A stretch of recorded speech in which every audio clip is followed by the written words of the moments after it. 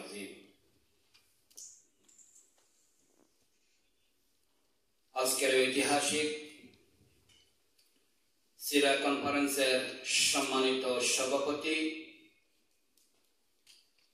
এবং বাংলাদেশ থেকে আগত আমাদের বিশেষ অতিথি সহ উলামা মাশায়েখিনে কেরাম নেতৃবৃন্দ,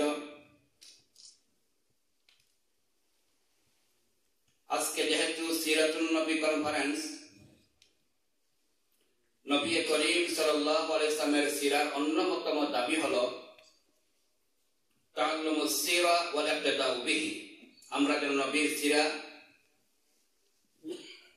আমরা সকলে স্টাডি করে জানতে পারি এবং সেটা অনুসন্ধান করতে পারি। নবী করিম সাল্লাল্লাহু আলাইহি ওয়াসাল্লামের অন্যতম আরেকটি হক হলো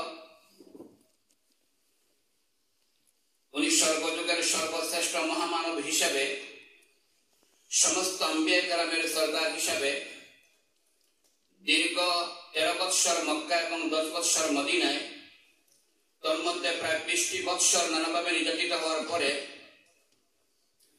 নবী করিম সাল্লাল্লাহু মক্কা বিজয়ের মাধ্যমে সফলতা দেখেছিলেন। বাংলার মানুষ দীর্ঘ 16 বৎসর পর্যন্ত নির্যাতনের শিকারের পর নতুন যে বিজয় দেখেছে, এটাকে গড়ে তুলতে হলে এবং সকল সংকট কেটে উঠতে হলে সিরাতুন নবীর কোনো বিকল্প নাই। যে সিরাকে অনুসরণ করে নবী করিম সাল্লাল্লাহু আলাইহি ওয়াসাল্লাম এমন এক সাহাবায়ে কেরাম গঠন করেছিলেন যারা সফল হয়েছিল, যাদের ক্ষেত্রে আমাদের আকীদা এবং বিশ্বাস হলো তারা মেয়ারে হক এবং সত্যের মাপকাঠি। as-সাহাবাতু কুল্লুহুম উদুল, সকল সাহাবায়ে কেরাম সমালোচনার ঊর্ধ্বে এবং তারা ন্যায়ের মাপকাঠি হিসেবে আমরা তাদেরকে বিশ্বাস করি।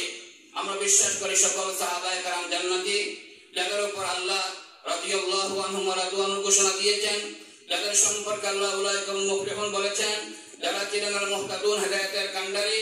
এজন্য হযরত আব্দুল্লাহ ইবনে মাসউদ রাদিয়াল্লাহু তাআলা বলেন, মান কানা মিনকুম মুসলিমান ফালইয়াসতানা বিমান কাদ মাত উলাইকা আসহাবু রাসূলিল্লাহ সাল্লাল্লাহু আলাইহি ওয়াসাল্লাম।